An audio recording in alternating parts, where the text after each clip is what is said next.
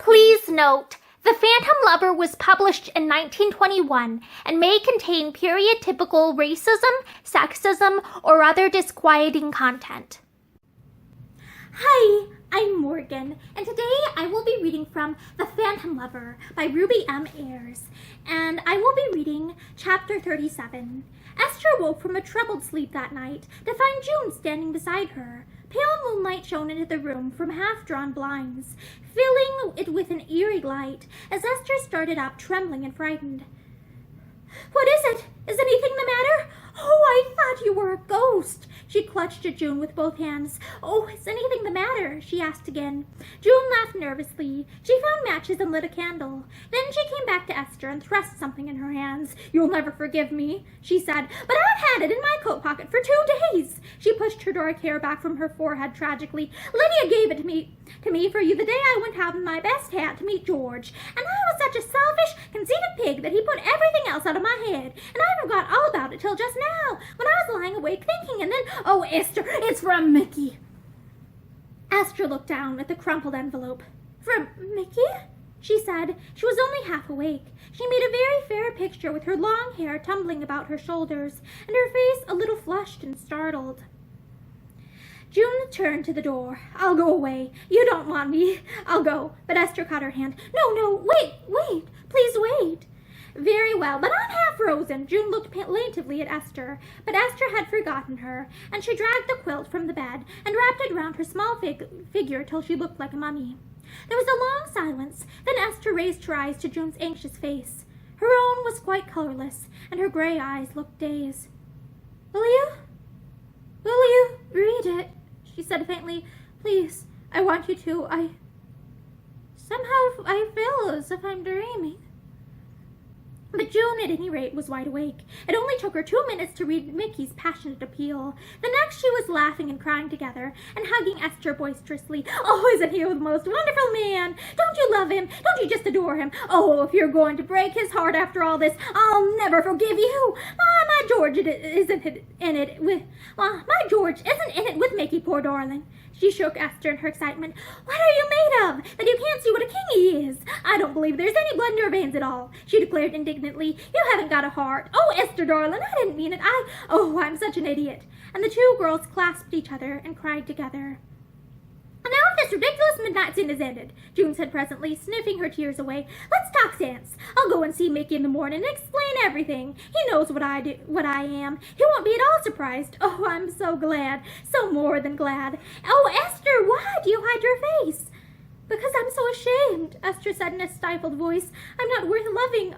You don't know how I've treated him." June was silent for a minute. Then she said gently, "But Mickey will forget all that. Mickey never remembered a mean thing against anybody in his life." She forced Esther to look at her. "Tell me one thing, and then I'll go and leave you in peace," she coaxed. Do you know?" But in this instance, at least, a verbal answer was not necessary. June kissed her rapturously. "Oh, you darling," she said. She blew out the candle and sped down to her own room again like a ghost in the moonlight. And then there's a section break. "Was there anything else you wanted, sir?" Driver inquired stolidly. He stood on the platform looking in at the first-class compartment where Mickey sat alone in durance file, waiting for the train to start. He frowned and pulled his soft hat further down over his eyes as he answered, "No, nothing. I'll see you at Dover." There were many people on the platform. In the next carriage, a pretty girl was seeing a man off, looking up at him as he stood on the footboard with eyes that told their story eloquently. Mickey looked at her enviously. He would have given his right hand if there had been someone there to see him off, with just that expression in her eyes. The right someone, of course. He turned away from the window with an uncomfortable lump in his throat. He had nothing in the world but his confounded money, and a lot of good that was to him. It would not buy happiness. The guard came down to the platform. Take your seats. A girl and a man pushed past him. The girl was staring eagerly at all the windows as she passed. When she saw Mickey, she gave a little cry of relief. "Here he is! Mickey! Mickey started to his feet. "June!" he said. For a moment he thought something must have happened. Something was wrong. Esther! Her name was trembling on his lips, but June rushed on impetuously before he had time to speak. "We thought we'd come and see you off. George told me you were going, and I guessed you'd be on this train. I'm so glad we found you. It's right It's seeing oneself off, isn't it? Rochester came up, laughing and red in his face. He took off his hat and mopped his hot forehead. I can't keep pace with her. She's like a whirlwind, he said whimsically. She raced me off here before I could say a word. It's kind of you to come, Mickey said. He was pleased to see them. He felt decidedly less ill-tempered than he had done a moment ago. He looked down at June's radiant face, and a little doubt went through his heart. He was in that dangerous state through which so many men have to pass when the woman they love will have none of them. If Mary Dellen had happened to turn up then, he would have asked for forgiveness and have married her offhand and regretted it the next day. And now, as he looked at June, he wondered if he had been a fool not to properly appreciate her. He felt a vague twinge of jealousy, realizing that the days were gone forever when he had been the most wonderful man in all the world to her. He had never loved her save in a brotherly way, and he did not love her now, but at heart men are all dogs in the manger, and it was some such feeling that filled Mickey's heart as he leaned out of the window and looked at this girl. I hope you'll have a good time, she said cheerily. Have you got anything to read? I shan't want anything. I'm not in a reading mood. Mickey was longing to ask about Esther, but pride prevented him. The guard was blowing his whistle. Doors were slamming. June gripped Mickey's hand. Be a good boy and have a good time, she said. There was a furious excitement in her eyes. He made a grimace. I'm not expecting to have a good time, he answered. The train was slowly moving. June ran a few steps to keep up with it. Mickey blurted out the question at last. Miss Shepstone, Esther, is she all right? June smiled. Oh, she's first rate, she said airily. She's gone away for a holiday. Goodbye. She fell back laughing and waving her hand. Mickey kept his head out of the window till a cloud of smoke from the engine blown backward shut out all sight of her. Then he drew in, dragging the window up with a slam. Gone away for a holiday, had she? Well, it was nothing to him. He turned round to go back to his seat in the corner, then stopped dead, staring as if he had seen a ghost, for Esther was sitting there just behind him, looking up at him with scared eyes. For a moment, Mickey did not move. He was like a man turned to stone. Then the blood rushed to his face in a crimson tide. He broke out into a stammering speech. What, I thought. He swayed forward a little and caught her hands. You are real. I thought I was just imagining it all. I thought, oh, wait a moment. He sat down and leaned his head in his hands.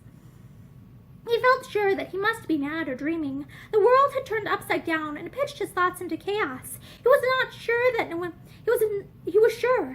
next he looked, Esther would no longer be there. He dreaded having to raise his eyes. Esther stretched a timid hand to him. Her voice shook as she said, "Oh, I thought perhaps you'd be glad to see me. Just a little glad." Glad? Mickey echoed the word with almost a shout. He got up and went over to her. He looked down at her with an agony of doubt and fear in his eyes. Why have you come? He asked hoarsely. If this is only a joke, if it's any nonsense of June's, by God, it's the cruelest joke you could have played on me. Esther covered her face with her hands. If that's all you've got to say to me, she began tremblingly. Esther? He drew her hands down. He forced her to look at him. For a long moment his eyes searched her face disbelievingly, not daring to hope. Her cheeks flamed, but she met his eyes bravely. Mickey drew a long breath. He passed a hand across his eyes as if to waken himself. Then, all at once, he seemed to realize that this was, in very truth, the woman he wanted sitting beside him, that she was here and for his sake, that he was alone and unhappy no longer, and that after all the weeks of hunger and restlessness he had got his heart's desire. He looked down at her tremulous face with eyes of passionate tenderness. Is this my wife? He asked hoarsely, and Esther answered, If you still want me. Want you? Mickey caught her to him. Haven't I always wanted you? Fortunately, the train was not very full, and the corridor immediately outside their carriage was deserted, or somebody might have had a very interesting demonstration on how to kiss a woman who had refused for months to be kissed. Mickey was like a boy in his happiness. He looked years younger than the gloomy man who dismissed Driver 10 minutes since. He could not take his eyes from Esther. He could not believe in his own happiness, even while he was engulfed in it. His arm was round her, regardless of chance wanderers in the corridor. He held her hand to his lips and kissed it passionately. What have you done with that other ring you used to wear? He asked jealously. She turned her face away. I threw it out of the window when we came back from Paris, she told him. I'll give you another. I'm going to give you everything you want now. You've been too good to me already, she said. I can never repay you. You've given me yourself. There's nothing else in the world that I want. He laughed happily. He bent his head towards her. Esther, when did you first think that you liked me? Just a little. Her head dropped. He could not see her face. I don't know, she said in a whisper.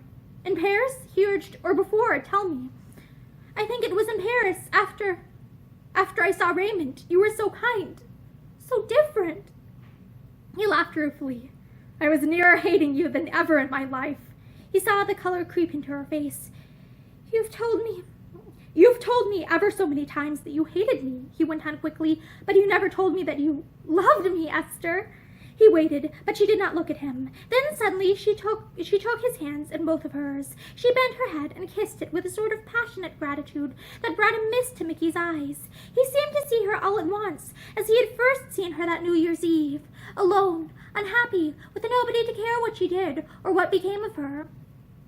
You're so much too good for me, she said brokenly. You've done everything for me, and I've done nothing for you. I haven't even been nice. I can't tell you what I feel about it all. I only know that just lately you've made everything seem so different. Since you wrote me that letter, it makes me feel in my heart that it's always really been you. Always you and never anyone else. Darling, said Mickey huskily, and perhaps someday, do you think you could ever care for me more than you cared for that other fellow? Confound him, he added fiercely. She looked up at him and smiled.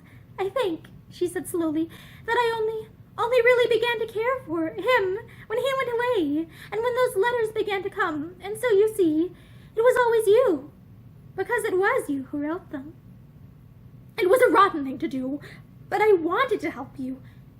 You did help me, and Mickey, darling, my fur coat, will you give it back to me? I'll give you everything in the world if you'll say you love me. I do. Say it then, he urged gently. For a moment she did not answer. She was still a little afraid of him. She still felt something of pride and constraint between them, though she knew it was for her to sweep away the last barrier. She looked up at him, the sensitive color rushing to her face. I love you, she said softly. Oh, Mickey, someone will see. But Mickey only laughed. And then there is a section break. The train was running on to Dover Harbor before Mickey realized it. He looked at Esther with pretended dismay in his happy eyes. And pray, what am I to do with you, madam? Do you realize that I'm going to Paris? I know, she laughed. I'm going there too, of course, if you'd like to travel in a different train to me. She was a very different Esther from the pale, frightened-looking girl who had said goodbye to June at Victoria. Her eyes were dancing now, and her face was radiant. Mickey regarded her with proud satisfaction. You look years younger and prettier already, he said, and that's after only an hour or two of my wonderful society. So what you'll look like when we've been married for years and years. He stopped, and a sudden emotion filled his face. What shall we do, love of mine? He asked tenderly. Shall we go on, or shall we go back? She shook her head. I don't mind either way. I'm afraid you'll have to pay for me, she said. I don't mind either way. I'm afraid you'll have to pay for me, she told him saucily. June rushed me off, so I forgot my purse. Mr. Rochester got me a ticket, but... We'll go on, said Mickey hurriedly. The train was almost at a standstill. You said you hated Paris, but you won't hate it with me. We'll get married as soon as we get there. I'll take you everywhere. Her eyes fell. I haven't any nice clothes. I only brought a small case. I never thought you... She stopped stammering. Paris is full of clothes, he told her. We'll stay just long enough to buy what you want, and then we'll go south. Esther, you've never seen the south of France in springtime, have you? I'll take you there for our honeymoon. She drew back a little. But Mickey, there's June. What will she say? What will she think? She'll think that you've behaved sensibly, at last, he answered audaciously. June knew she wouldn't see either of us again for some time when we left her at Victoria. June is a most discerning woman. She's a dear, said Esther warmly. I owe all my happiness to her. Mickey pretended to look offended. I was under the delusion that you owed it to me, he said with dignity. To you? Her face changed wonderfully. She bent her head and kissed the sleeve of his coat. I can't talk about what I owe you. It's just everything. Mickey drew himself up a dignified inch. I'm beginning to think I'm a very wonderful man, do you know? He said, addressing some imaginary person. Driver appeared at the door. He hesitated for just the faintest possible moment when he saw Esther, but his face was as stolid as ever. Mickey rose to the occasion, though he turned rather red. Driver, he said, let me introduce you to my wife. Driver touched a respectful forelock. If he felt surprised, he did not show it. He took Esther's suitcase down from the rack. Was you wanting to send a wire, sir? He said stolidly. Mickey looked at the girl beside him. Send June one from Paris, she said. I don't know what she'll say. But June might have been expecting the wire, judging from the calm way in which she received it. She showed it to Rochester, as if it were nothing out of the way. She looked over his shoulder as he read it. Married in Paris this morning. Love from Mr. and Mrs. Mickey. She laughed and met Rochester's eyes. There seemed to be an inquiry in his. June hesitated a moment, then she nodded. And 48 hours later, Mickey and Esther read her reply, just as they were leaving for the flower fields of France. Married in London this morning. June and George. Some people have no originality, Mickey complained in pretended disgust. But if they're half as happy as we are, Esther said shyly. Mickey looked scornfully skeptical. Oh, well, if you're going to expect them, possible, he submitted. The end. Thank you for listening to the Phantom Lover with me, and I really hope that you enjoyed this book as much as I have. Have a great day.